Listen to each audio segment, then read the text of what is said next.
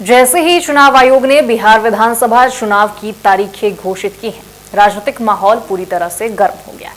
पहले चरण में 6 नवंबर को 121 सीटों पर वोटिंग होगी, जो बिहार की रणनीति और राजनीति की सबसे बड़ी रणभूमि मानी जा रही है। इस समय इन 121 सीटों में सबसे ज्यादा विधायकों के साथ जदयू है, जो वर्तमान में क्षेत्रीय ताकत बनकर उभरी है। वहीं इसमें राष्ट्रीय दलों में भाजपा भी है और कांग्रेस भी है, जो अपनी पकड़ को मजबूत करना चाहती है। वहीं विपक्ष की ओर से आरजेडी और उसके गठबंधन की भी इन सीटों पर खास भूमिका नजर आ रही है। अब हर राजनीतिक पार्टी की रणनीति यही है कि वो इन 121 सीटों पर जनता का ज्यादा से ज्यादा समर्थन हासिल करे, क्योंकि उन सीटों का रिजल्ट पूरे बिहार की सत्ता पर सीधा असर डालेगा।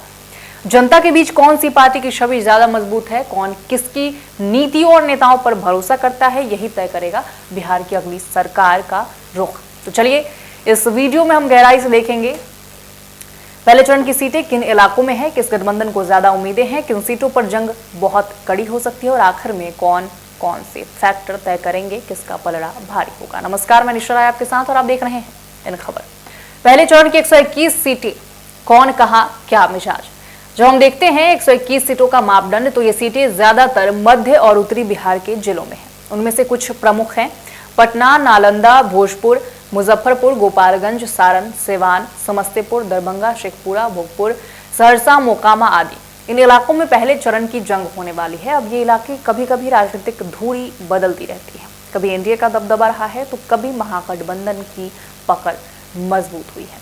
एक और दिलचस्प बात, 121 सीटों में से करीब 70 सीटें ऐसी हैं जो तिरहुत और मिथिलांचल क्षेत्र की हैं और जहां एनडीए की पहले से पकड़ अच्छी है। मतलब ये कि पहले चरण में एनडीए को अपनी मजबूत सीटों को बचाना है और महागठबंधन की जो कोशिश है उन इलाकों में सीन लगाने की, जो कभी कभी बटे हुए जातिगत समीकरणों पर टिकी रहती है।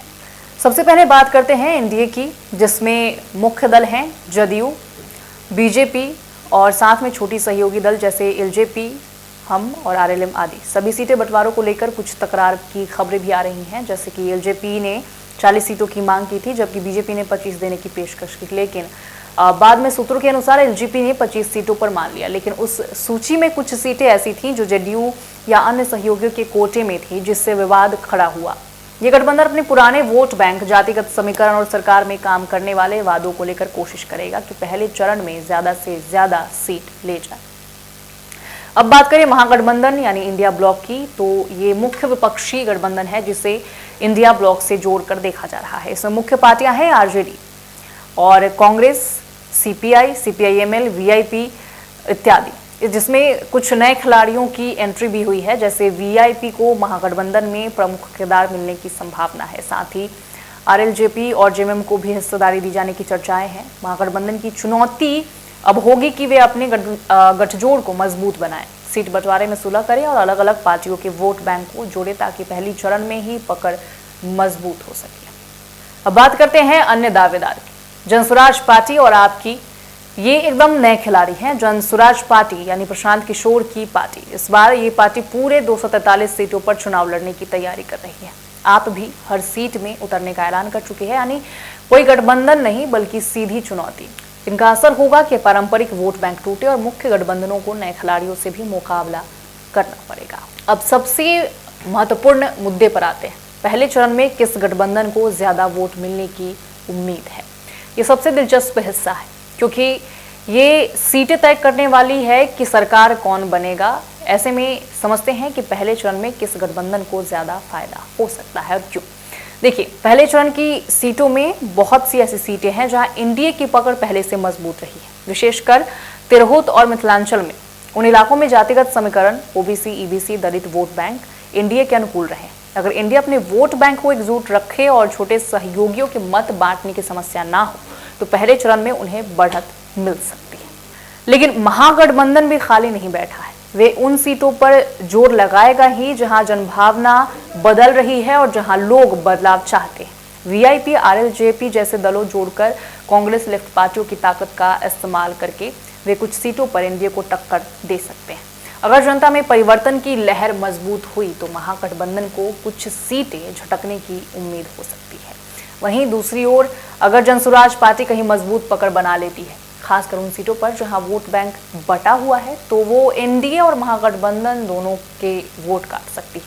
आपकी मौजूदगी भी ऐसे वोटरों को आकर्षित कर सकती है जो नए विचारों और बदलाव की ओर झुकाव रखते हैं। तो कुल मिलाकर पहले चरण में एनडीए को थोड़ी बढ़त मिलने की संभावना ज्यादा दिखती है, लेकिन ये बढ़त स्थिर नहीं होगी। महागठबंधन की कोशिश होगी टक्कर देने की और नए खिलाड़ियों का दबदबा चुनावी समीकरण बदल भी सकता है। अब समझते हैं उन सीटों का समीकरण जहां जंग बेहद कड़ी हो सकती है। चुनाव में हर सीट की अपनी कहानी होती है, लेकिन कुछ ऐसी सीटें या इलाके हैं जहां मुकाबला बहुत उत्साहपूर्ण हो सकता है, जैसे नालंदा पहले चरण में इस जिले की सीटें हैं और ये शिक्षा, विकास, मतदाताओं की उम्मीदें, सब कुछ यहाँ मुख्य मुद्दे होंगे। पटना आसपास की सीटें, राजधानी के आसपास कई महत्वपूर्ण विधानसभा क्षेत्र है जहां शहरी और अर्ध शहरी वोटर अधिक सक्रिय होते हैं। तिरहुत मिथिलांचल क्षेत्र, यहाँ जातिगत समीकरण बहुत महत्वपूर्ण होते हैं और हाशिए पर खड़ी सीटों पर वोट बंटवारा निर्णायक हो सकता है। शहर ग्रामीण सीमाएं, ऐसी सीटें जो अर्ध शहरी इलाकों में विकास और बुनियादी सुविधाओं का मामला इन पर बड़ा होगा। इन सीटों पर उम्मीदवारों की छवि, उनके इलाके में काम, जातिगत संपर्क और स्थानीय मुद्दे, ये सब निर्णायक होंगे। तो पहले चरण के नतीजों को तय करने वाले कई ऐसे कारक हैं जो चुनाव की दिशा और परिणाम दोनों पर गहरा असर डालेंगे। सबसे पहले वोट बैंक की बात करें तो बिहार में जातिगत वोटों का बहुत बड़ा रोल होता है। मतलब हर जाति या समुदाय के लोग अपने अपने नेता या पार्टी को वोट देते हैं, लेकिन अगर ये वोट बट जाए, मतलब एक ही जाति के वोट अलग अलग पार्टियों में बट जाएं, तो फिर किसी को भी ज़्यादा फायदा नहीं होगा। इसलिए जो गठबंधन अपनी जातिगत वोटिंग ताकत को एकजुट रख पाएगा, उसे जीत के ज़्यादा मौके मिलेंगे। खासकर गरीब वर्ग यानी ईबीसी, अति पिछड़ा वर्ग, ओबीसी, अन्य पिछड़ा वर्ग और दलित वोटर इस मामले में सबसे ज़्यादा मायने रखते हैं, क्योंकि ये संख्या में काफ़ी ज़्यादा है। अब दूसरे नंबर पर आते हैं उम्मीदवार। अक्सर हम बड़े नेताओं पर ध्यान देते हैं, लेकिन चुनाव जिताने में लोकल उम्मीदवार की छवि बहुत महत्वपूर्ण होती है। लोग चाहते हैं कि उनका प्रतिनिधि उनके बीच हो, उनके साथ जुड़ा हो, उनके काम को समझे और जमीन पर उनका भला करे। अगर उम्मीदवार की जनता में अच्छी इमेज है, वो मेहनती है और उसके पास लोगों की सुनने और उनकी समस्या का हल करने की क्षमता है, तो वो पार्टी को भारी फायदा दिला सकता है। इसलिए प्रचार और उम्मीदवार की लोकप्रियता भी नतीजे को काफी हद तक प्रभावित कर सकती है। अब तीसरी बड़ी बात है नए मतदाता, खासकर युवा वोटर्स। बिहार में हर साल लाखों युवा पहली बार वोट डालने आते हैं। ये युवा ज्यादातर शिक्षा, रोजगार और बेहतर जीवन के लिए उम्मीद रखते हैं। वे किसी भी पुरानी राजनीति से अलग नए विचारों और बदलाव के लिए तैयार रहते हैं। इसलिए पार्टियों को चाहिए कि वे इन वोटर्स के सवालों और उनकी जरूरतों को समझें और उन्हें अपने साथ जोड़ें। अगर कोई गठबंधन या पार्टी इस नए वर्ग को जोड़ने में कामयाब हो जाती है तो उसका पलड़ा भारी हो सकता है। इसके बाद बात आती है मतदान की संख्या यानी वोटिंग प्रतिशत की।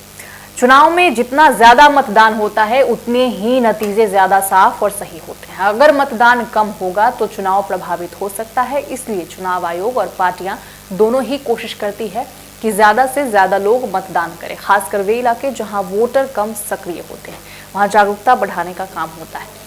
जब ज्यादा लोग मतदान करेंगे तो ये लोकतंत्र के लिए अच्छा है और इससे वोट का असली मिजाज सामने आता है। आखिरी और सबसे दिलचस्प बात यह है कि पहले चरण के नतीजे अगले चरणों के लिए एक तरह की मनोवैज्ञानिक हवा बनाते हैं। मान लीजिए पहले चरण में किसी गठबंधन को बढ़त मिलती है तो दूसरे चरण में वोटर और पार्टियां उसी लहर का साथ देती हैं।